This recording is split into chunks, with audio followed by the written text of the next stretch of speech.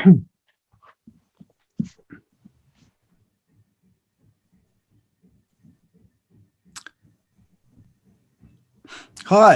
welcome to the RMIT ACMI Game Talks 2020. I'd firstly like to acknowledge the people of the Kulin Nation of where this program is originating from, and pay my respects and our respects to the elders past, present and emerging.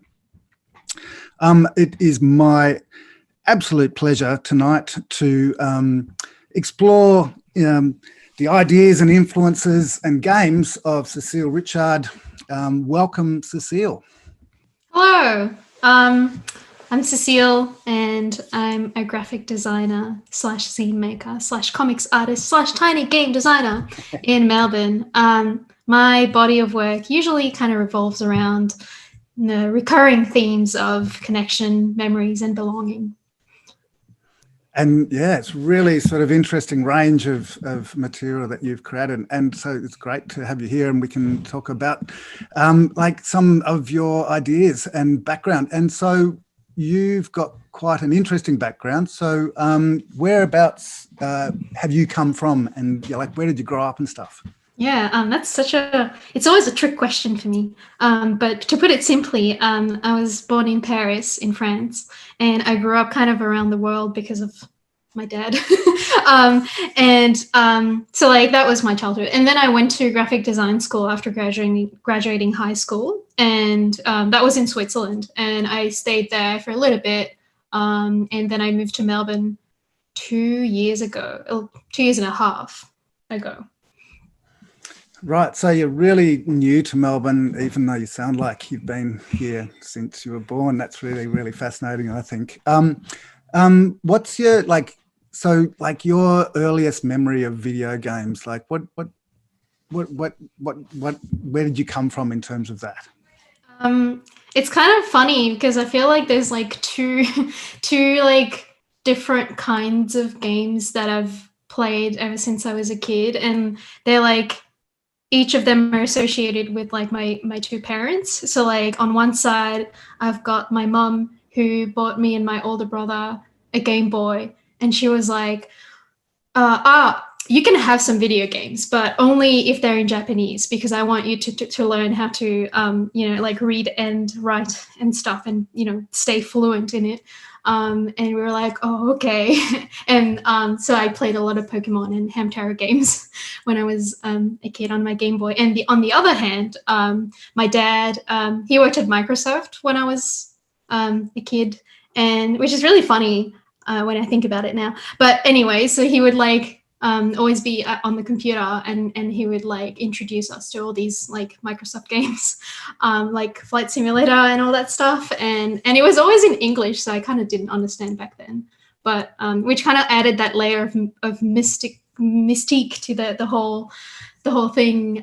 So yeah, it was like these two kind of different universes of games, but I think I never really like immersed myself in games as much. It was always kind of more of a mindless fun type of thing when I was a kid, and yeah, I think that was kind of it. So like I liked games, but I also kind of really liked reading books and stuff, so like it was only like one thing that I liked among all these other things that I liked, basically.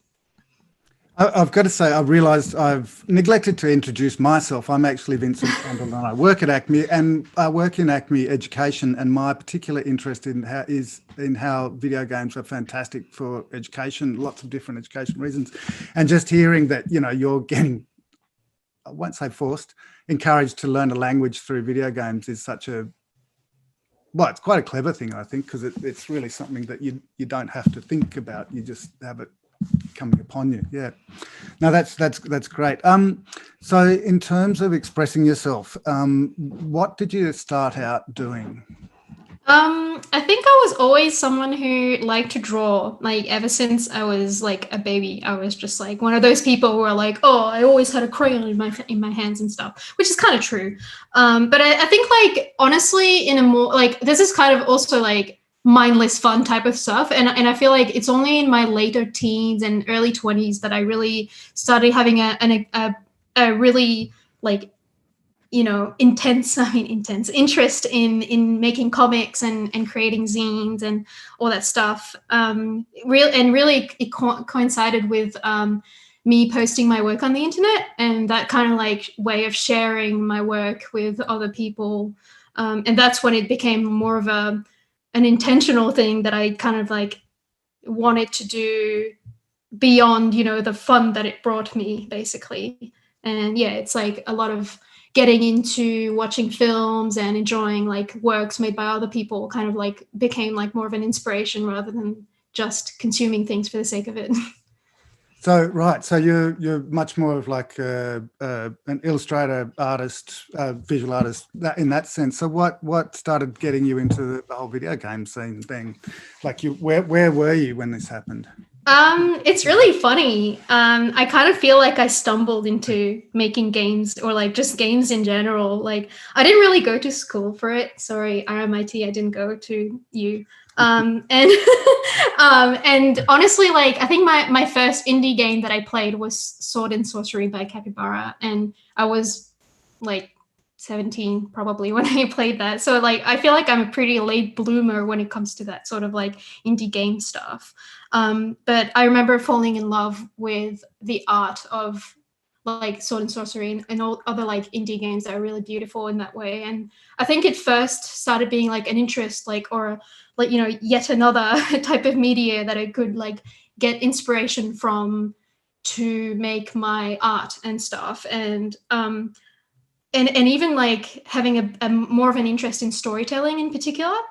And yeah, and I think like other really early influences back then for me were A Good Gardener by Turnfollow and Leave Ilma by Florian Veltman, which is like, I think like both of those games had these like very fundamental, interesting things that I really liked about them. And A Good Gardener was really impactful in its storytelling, and because it's so simple, but then so, so like emotional in a way. And Leave Ilma was like this story about this very like personal story. And I think like that was maybe my first like game that was truly that super like autobiographical and personal and very, like slow paced and nice in that sense. And that was really a bit mysterious too, isn't it? You don't really understand what's going on until you expect something's going to come. Yeah, totally. And I think like that became like kind of a creative discovery for me. I was like, oh wow, like games like this exist. That's cool. Like not in a like I want to make something like this way. Like I don't think like back then I really even had that thought in my mind, but then I was like, oh, that's cool. Like I can get into this and stuff like that. But as far as, like how I got into like game dev in the first place, it's kind of like also kind of like a coincidence, like a long chain of coincidental things. And because I fell into games through internet friends who are already making games. And then it's like, and then I ended up going to my first games event that was Amaze 2017. And like even for that, like I wasn't even planning to go like intentionally. I just like won a ticket during an Easter raffle that the organizers like like set up, and I was like, I won this thing. Like I never win any raffle stuff, and that was the one time that I did, and it kind of like changed my life, which is really funny. And then I discovered Bitsy through one of the people I met there. And yeah, like it's really funny how I was like, oh, this is cool. I could maybe I could make something like this. And 3 years later, like I'm here, talking to you and stuff. And like at the same time, yeah, like that sort of stuff was really instrumental. But I think like moving to Melbourne was really the thing that really set things in motion, in the sense that a lot of people were really receptive to the work I did even before I started making games. And I don't think I would be this active and comfortable, with doing this kind of stuff without the support of people like Chad from Free Play. Shout out to Chad. And who are always like... I've got to interrupt you. I just want to ask, yeah. So 3 years ago you were in Amaze Berlin. Yeah. Whereabouts were you living then? I was in Switzerland. Right. And Yeah. yeah, so you win a ticket and you head off to Berlin and it all sort of starts changing there. Yeah, it's really funny So because I I was wasn't just going to even ask how you came to Melbourne. What drew you to Melbourne there? like it's again, like I had a lot of friends from Tumblr in Melbourne, and at first I was like, oh, I'm just gonna go on a holiday to Melbourne, and with like the money that I saved up during my like day job and stuff, and so like I came here for like a month or so in 2017. Yeah, it was like October 2017, and that was like during Games Week too. So I was like, and people were asking me like, "Are you here for Games Week?" And I'd be like, "No, I don't know what that is." And it was really funny. And then I actually went to the Hova Garden party during that, and that was really really cool. And I was like, again, like really like, oh wow, there's like all these people here. They're so cool. And I had this. At that point, I had kind of enough of Europe because it was like, I don't know. I just kind of felt like I hit a dead end in my life, and I was like, what if I just like kind of take this bet, like just take the risk and go for it and move to like Melbourne for at least a year, like on a working holiday visa. And I just kind of did it. It was kind of like this really self-indulgent choice that I would have trouble recommending this to other people, because it's like it takes a lot of money, it takes a lot of like, I don't know, like luck too. I feel like I'm really, really lucky to have been able to stay here. And a bit of courage, perhaps. Yeah, that too.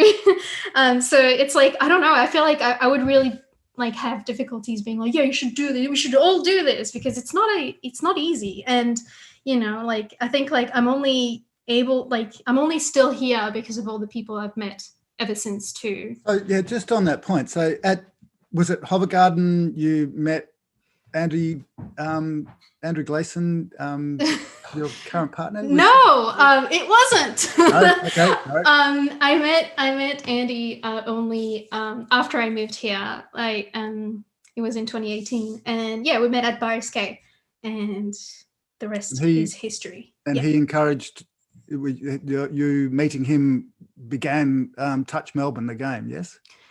Yeah, basically we were like, oh yeah, we could do something together. And yeah, I had this like, now that I was like much closer to, I guess, that world, like in a more even more personal level than like just friendships, like I was like, well, I could actually dip my toes in this. And that's kind of like where.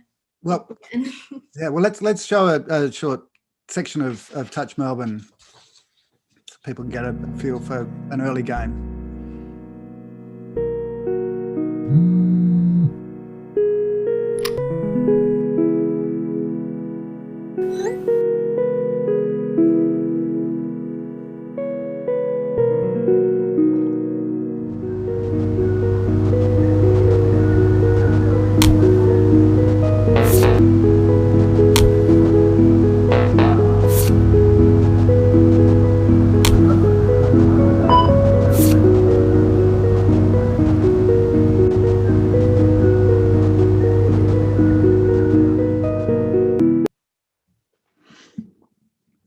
That was an early one of your first games, and not the first game. Can you tell us, the origins of that, the beginning? Yeah, the origin is that, so like we made this during a game jam, and it was hosted by RMIT students as part of their group Blue Light Collective. And shout out if you're in the chat. So it's a game that recreates all of those like daily interactions that you have in the city of Melbourne, and like this like stuff like, trying to touch on your Mikey and it doesn't work, like those kind of like little details that are very cute.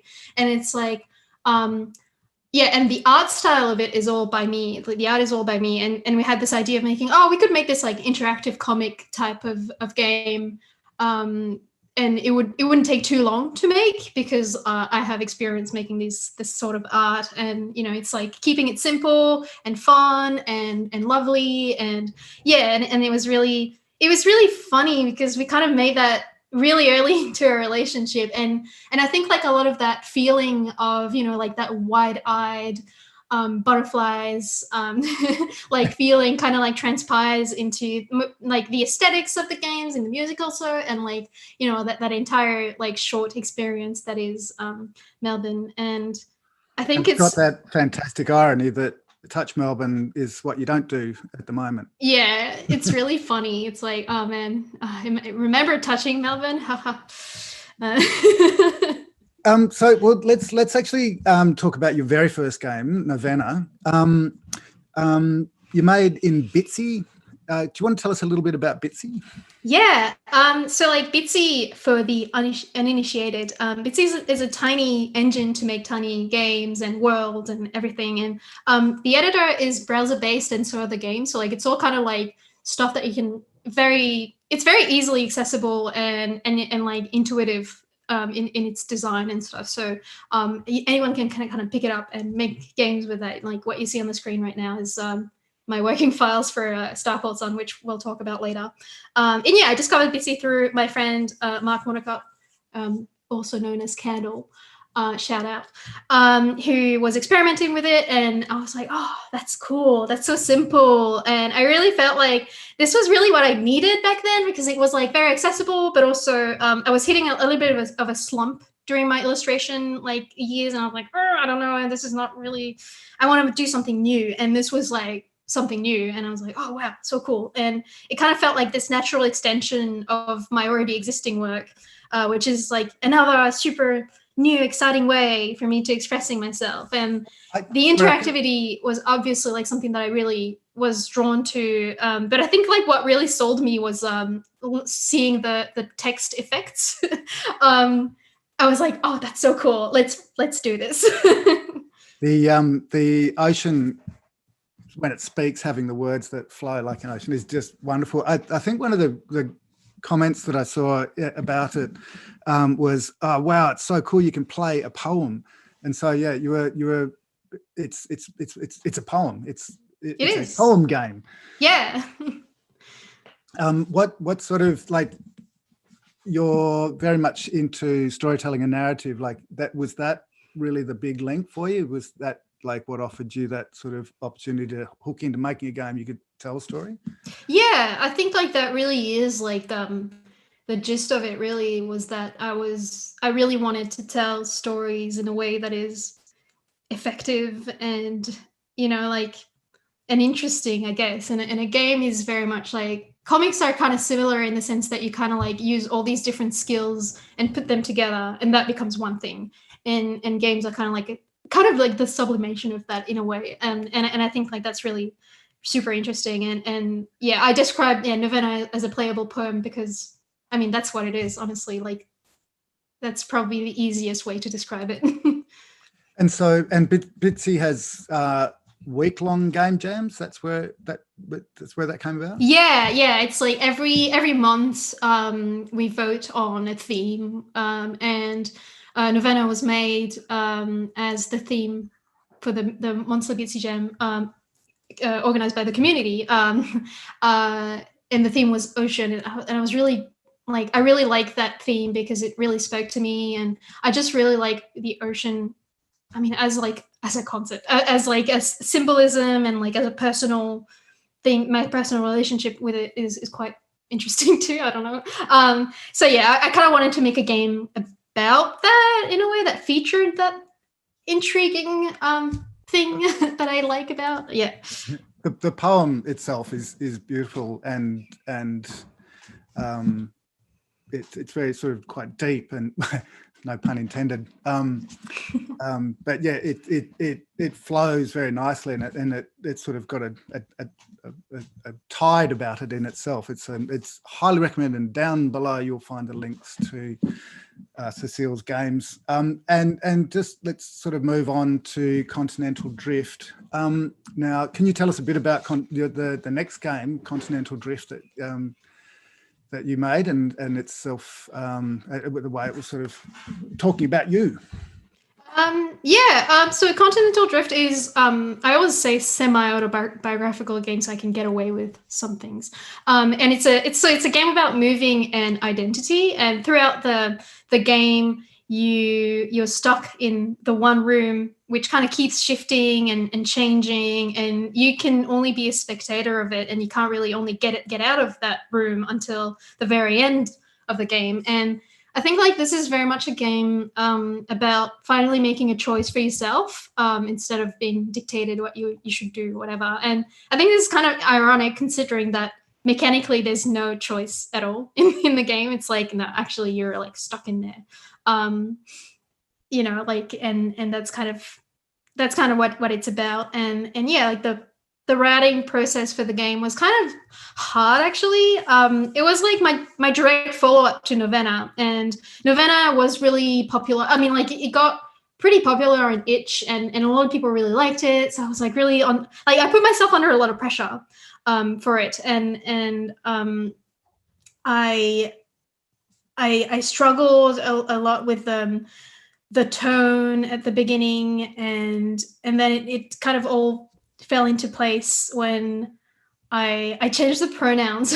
Like I wrote this kind of like poem-like text, and it was all about like me, and I was like, I don't like this. And so like I ended up changing the pronouns from I to you, and then I kind of like, basically it's like taking this personal story of me and being like, well, audience, it's about you now, so enjoy. You know, it's that kind of like really fun way of kind of shifting the you know, like the actions, I guess, and the story around itself. And I think like this is kind of something I can only say with the power of hindsight, but I think this is kind of a bit of a recurring thing in my games where Continental Drift really solidified this concept of me making art as kind of an offering to the audience, rather than a weird like voyeuristic writing as therapy type of thing, which I don't really like. And it's like more leaning more on writing and making games, like kind of like you'd craft a magic illusion, you know, like, or being the actor of a story that you kind of create.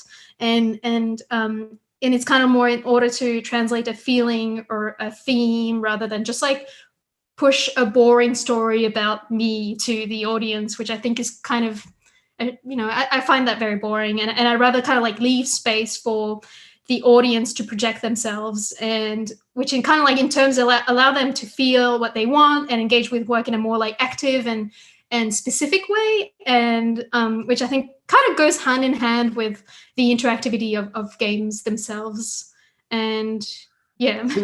I think definitely endless. It is Continental Drift definitely makes you consider your own position rather than look at a character and look at them or look at the writer. I think that's a great sort of aspect of it. So you moved from that to a commission to Endless Scroll. Can you tell us about how that game came about? Because that was 6 months later. Yeah, it was pretty quick actually, like between those two games. But so like Endless Scroll, it's a game about high school memories and like being late at night, you know, on Facebook, and you're like talking with a friend and stuff. And so it's kind of like, I think the idea of making a game about looking at Facebook profiles of people from your past was actually kind of a really old idea I've had, like from back when I discovered Bitsy in 2017.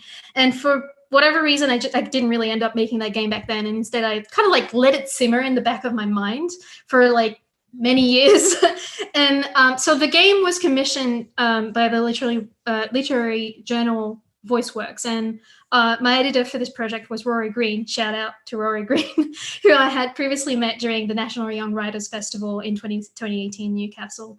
And that's where I conducted a Bitsy workshop as part of there was like a free play exchange where we all went with Chad and you know, like I kind of conducted this workshop to teach people how to use Bitsy, and a year later VoiceWorks reached out to me and they were like, hey, do you want to make a game? And I was like, yeah.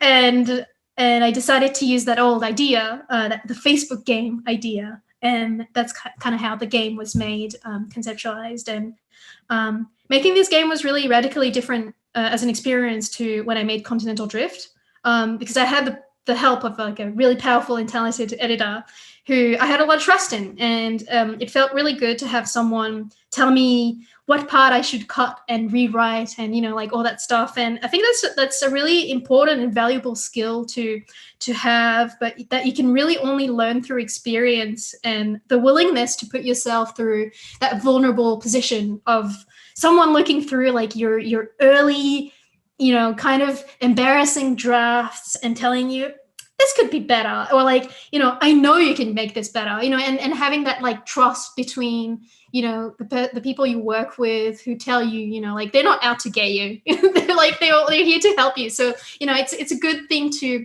like listen and be open to like changing things and stuff. And I think like that was like such a good change for me.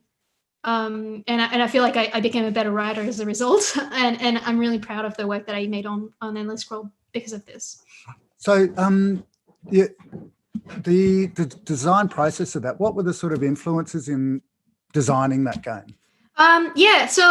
So the game, it contains these choices that you can make, and they don't really affect the ending of the story or anything really about the story in general at large. And it's more about how you as the audience would engage with the story. And so like it's like, oh, but what little anecdote do you care more about? Or like what feeling do you relate more with? Or what do you think happened to this character? And so the choices in this game are entirely about giving the audience the space to craft their own little story about these characters. And I think this sort of like non-important choice-based mechanism is directly inspired by games like Night in the Woods and Kentucky Route Zero. And they're like those kind of choices are my favorite in games where it doesn't really matter, but it does. It matters, but it only matters to you on a personal level.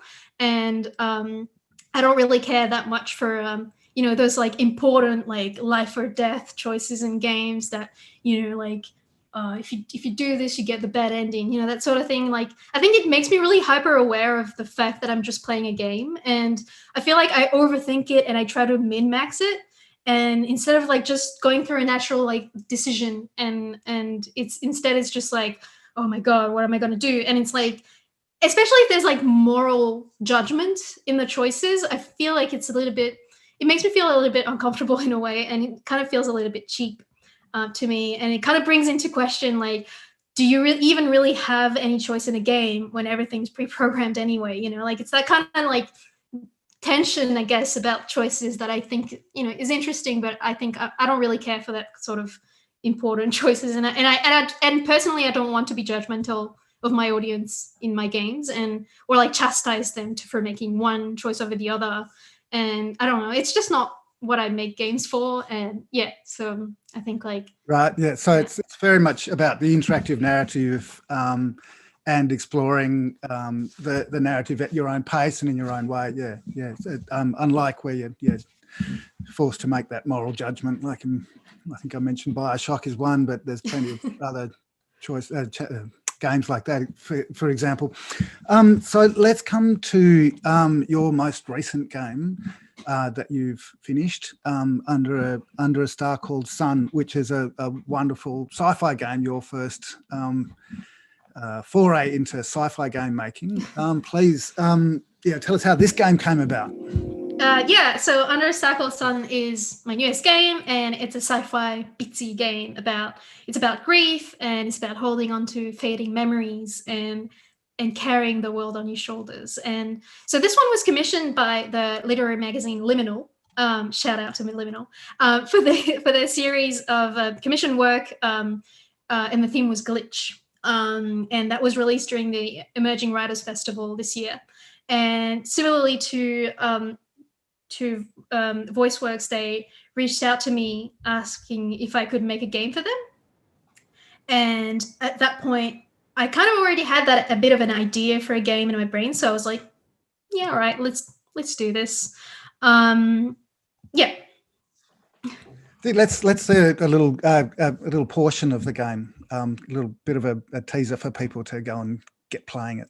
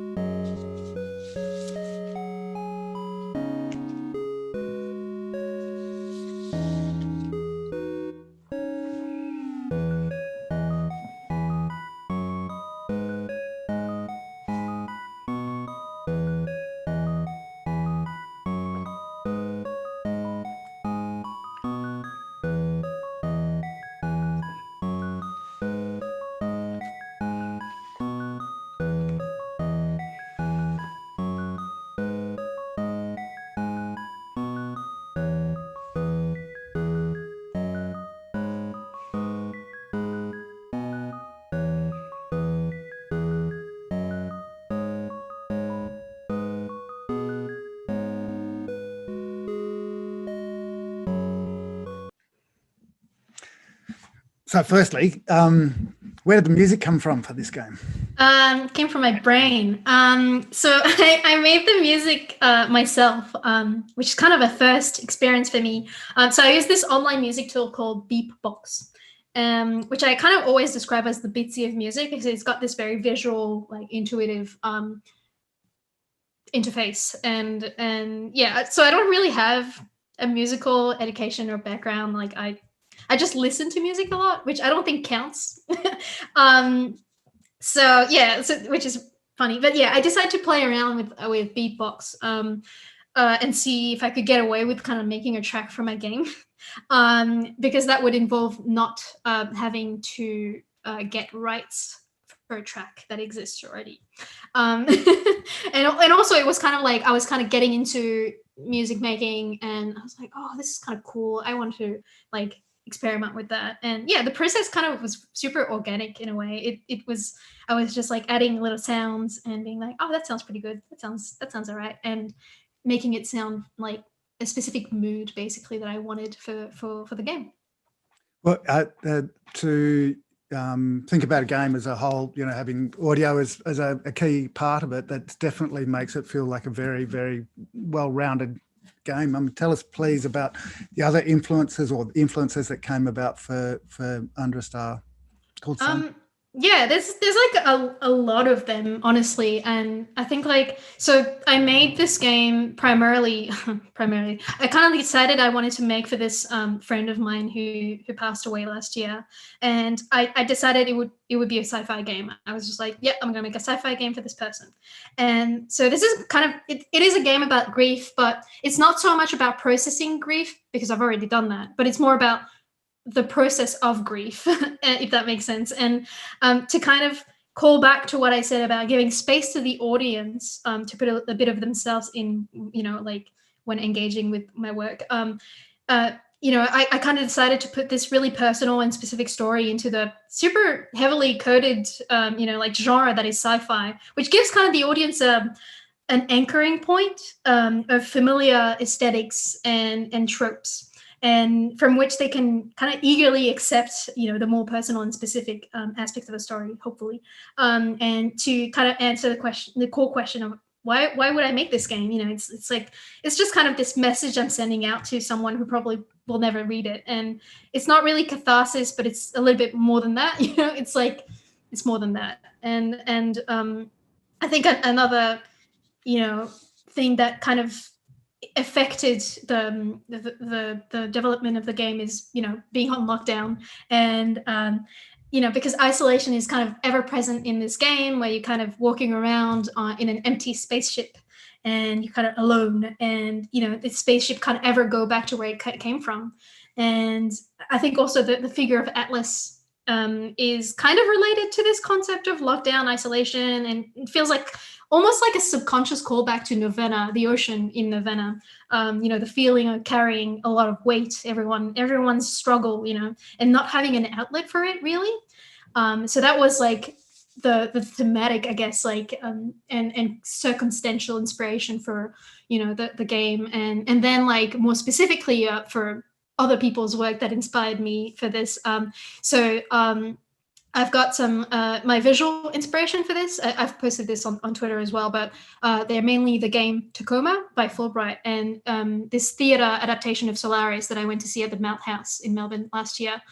And I think Solaris is also a pretty kind of obvious thematic inspiration for me as well, as it kind of also deals with grief and isolation in space with that like melancholy and stuff, and you know, the hauntings. And in terms of more specifically writing, in terms of writing sci-fi in particular, I think like sports writer John Boy's 17776 is my favorite piece of writing ever, and it's just so good. But anyway, it's got this amazing storytelling that's, you know, like the speculative sci-fi story, and that really inspired me to kind of dip my toes into the genre as well. And another big writing inspiration for me was David Berman. His poems have this good, really like friendly, kind of unpretentious tone to them, and he's like one of my biggest inspirations when it comes to writing, and like, and having this friendly but kind of serious tone as well, but also kind of silly sometimes. And I think like that was a huge inspiration for me. And the title of the game is a direct reference to the song called it's called Star Called Sun, and it's by this 80s Russian band called Kino. Everyone should listen to this band, it's great. And yeah, so this band didn't inspire the actual music in the game, but I think if I were to explain where this inspiration came from, I would have to like pull out this entire big conspiracy board of inspirations, and I won't do that here. Yeah, so that was like, that was an interesting, also kind of coincidental thing that happened. But anyway, and I think like the last huge inspiration and very big encouraging moment for me was I had my friend Mia Nia. She was looking over my script and was saying like, hey, what do you think of this? And so she was looking over my script, and she recommended that I read the novel Wait, The Myth of Atlas and Heracles by Jeanette Winterson, after telling me that, she told me, oh, you could flesh out this Atlas symbolism, because I think it's very good, but you could give it a better and more satisfying conclusion. I was like, you're right. So I read the book, and yeah, and like, what's interesting is that so I've had this idea that this game gives you one choice at the end of the game, in which you have to choose whether to send the message that the character has been narrating this entire time, that the main character has been narrating this entire time during the game, or you can delete it. So if you delete the message, Atlas stays in place, and he kindly carries your grief, and you may revisit the game as many times as you want, like, and eventually maybe you'll be okay, like letting go and stuff. But when you decide that, yes, okay, I will send the message,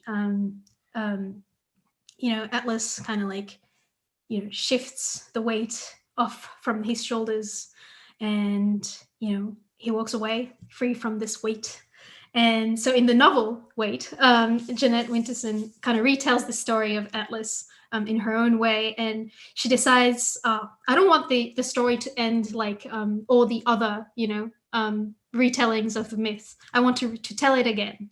And she decides that Atlas also like lifts the weight off his shoulders, and he walks away, and then she also says nothing happens when he does this, and the world carries on without needing him to suffer for it. And this is kind of also what I wanted to express in my game as well. Like, the world carries on, the plants, they grow every day, life goes on, like, it's okay, you can like not have to, you don't have to do that. And it's this kind of like reassuring like take that I want to have, and that isn't about like being like, oh, you jerk, you kept the weight on his shoulders when you could have not done that. And that's not really it. It's not like, no, take your time, he'll be fine, and so, but yeah, like nothing happens when that like that ending gets chosen too. So like the fact that I kind of ended up getting to the same conclusion as this writer who's like clearly super talented and skilled, and that was like a huge moment of like, I was really joyous when I read that moment. I was like, oh wow, this is so cool, like I have the same idea, that's so cool. And like in creating this game that is ultimately about like connecting with humanity or something, it kind of felt like this, I unlocked this like well of shared artistic knowledge, and it was really, really cool, and it was really humbling, but it was also like so joyful. I really like that like wow moment, and that kind of like really reinforced my confidence that I have for the game. And I'm like, yeah, the game is great because of this. It's a lovely ending to the game, and even with the spoiler there, that you still go through that and then look back and you go, oh, I could have had that choice, and then it leaves you to ponder that point. And it's a lovely it's a lovely thing to make you go back and think about the game at the end of the game. What have you got coming up? Where have you moved on to now? Have you got new plans for new games? Yeah, so I've recently finished this game. So like I've I think, yes, actually, can I just say, I think we've got a couple of little making ofs moments of this. Oh yeah, yeah.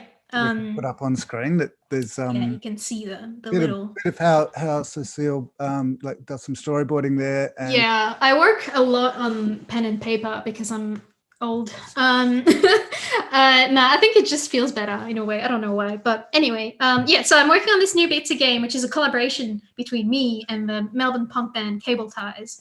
Shout out to Cable Ties. With a we're the pilot project of this cool experiment to bridge indie games and indie game devs and indie musicians together, and it's organized by the VMDO, the Victoria Music Development Office. And I'm really stoked to release this. It's going to happen soon. I don't know yet. And it's going to look and sound really good. I think we've got a couple of. I particularly like the little dog that you've created in. Yeah. If you can see that little GIF down the bottom there, that dog wagging its tail. Yeah. Yeah, your visual style is quite striking, I think, and Bitsy really sort of accentuates it. It's nice to see that sort of minimalism, but have so much sort of power. I think that's one of your sort of great strengths, and it's great to see. So that's a great sort of future project. Well, a project that's about to be released, and that's something that I think once again down in the links you'll be able to find links to Cable Ties and the launch of that game eventually. We'll see. But so look, you've I think actually we might see if there's any questions coming into us from the YouTube audience out there. Please feel free to post those questions. I will ask one question, though. It sort of relates to that your career. You've traversed a sort of range of different sorts of places to have as work. What are the positives of that for you? I think like there definitely is a huge advantage to pulling inspiration from and having experience in different fields. I think like this is a bit spicy. I think a problem across all art forms is when works tend to become very like self-referential and self-celebratory, which kind of ends up feeling very derivative and boring to me. And it's kind of like graphic design that only takes inspiration from other graphic design is kind of it's kind of unimaginative, and I'm not really interested in that.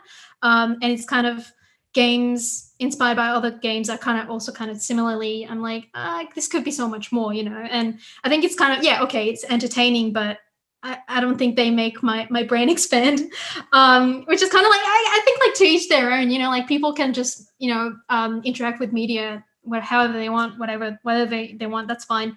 But personally, I think like most of the times I kind of like look for these experiences that have this deeper engagement with media than, like constant mindless fun. I do like a little bit of mindless fun sometimes, but, like I think like that's kind of like an issue that I kind of noticed in like different fields. And I think like that's why I think like most of my favorite games take inspiration from theater, like you see in Kentucky Route Zero, or Pathologic, like all these games they take inspiration from theater, literature, cinema, but not just in this photorealism sense, and I think like working across different fields also allows for very interesting collaborations and mixing of talents.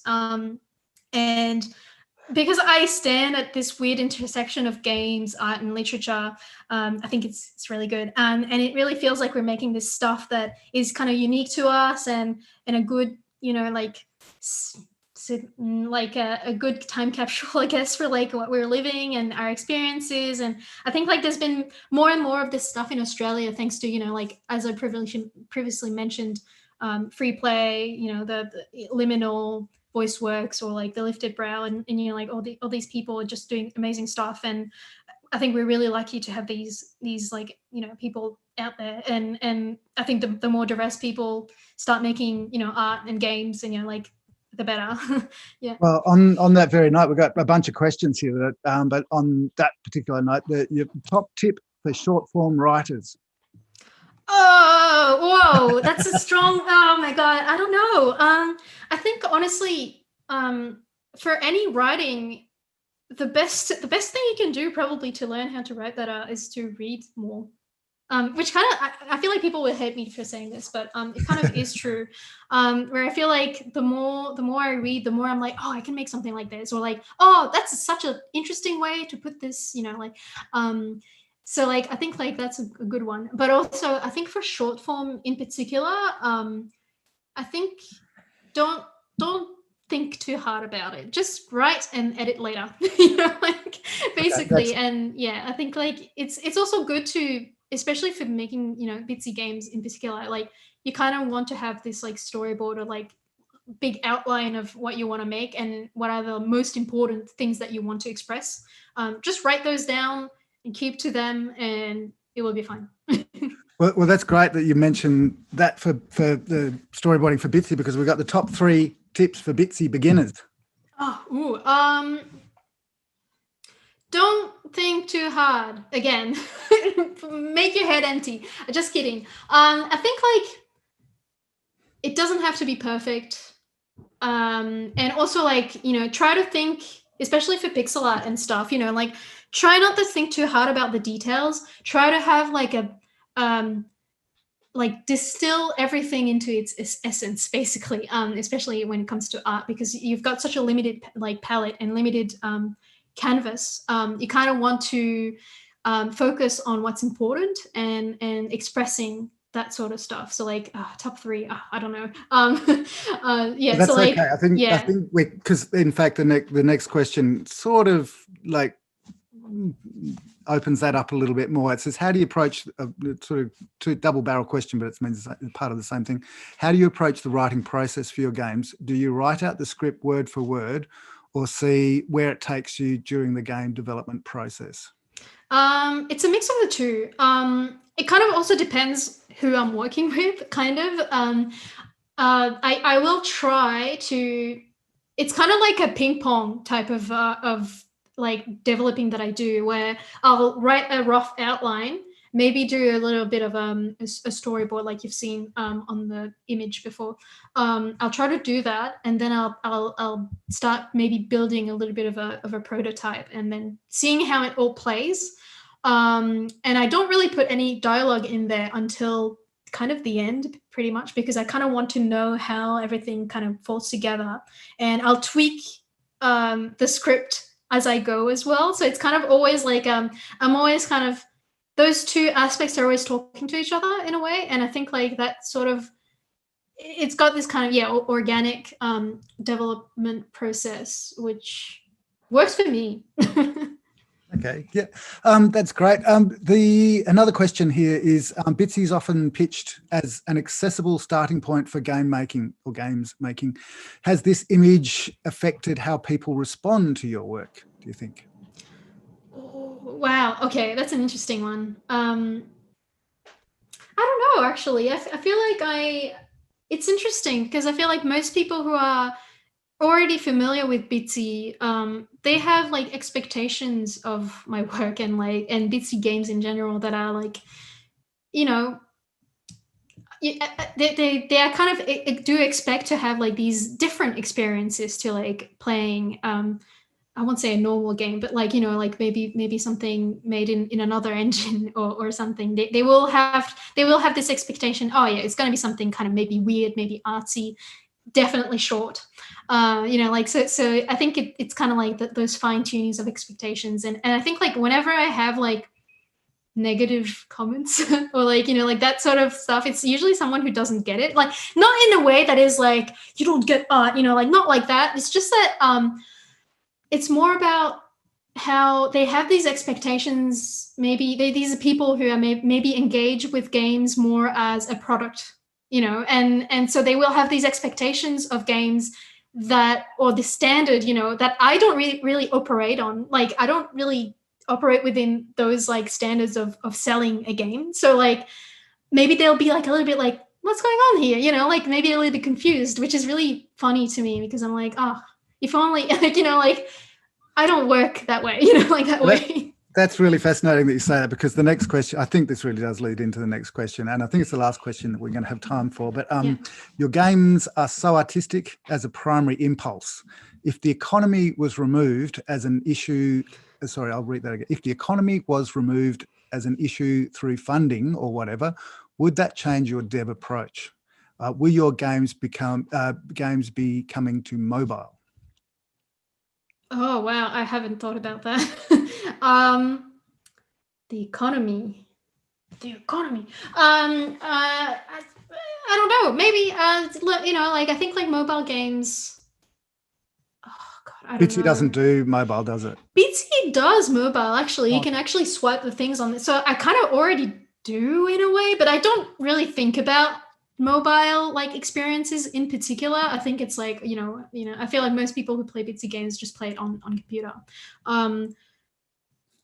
I mean, why not? Like if there's interesting stuff to be made in mobile games, or like in any kind of game. So like if I didn't have to care about restrictions or anything, why not?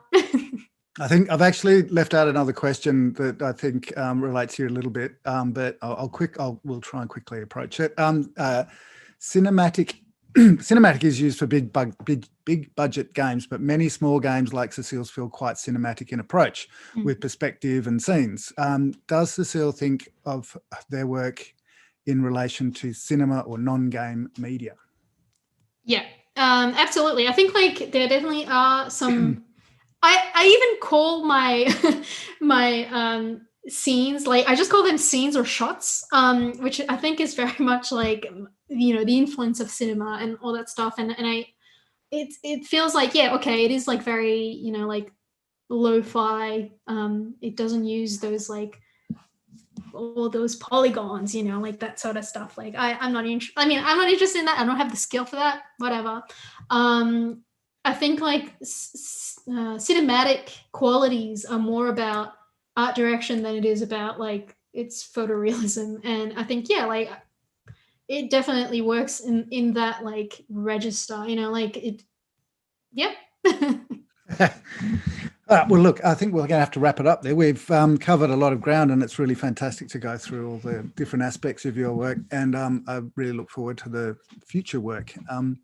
I will wrap it up here. I will thank the RMIT crowd there that are helping running these fantastic talks. These RMIT ACMI game talks. They're running through to September the 28th. And yeah, look, please have a look around you for extra links to material that you can go and explore more with. And so thank you very much for watching.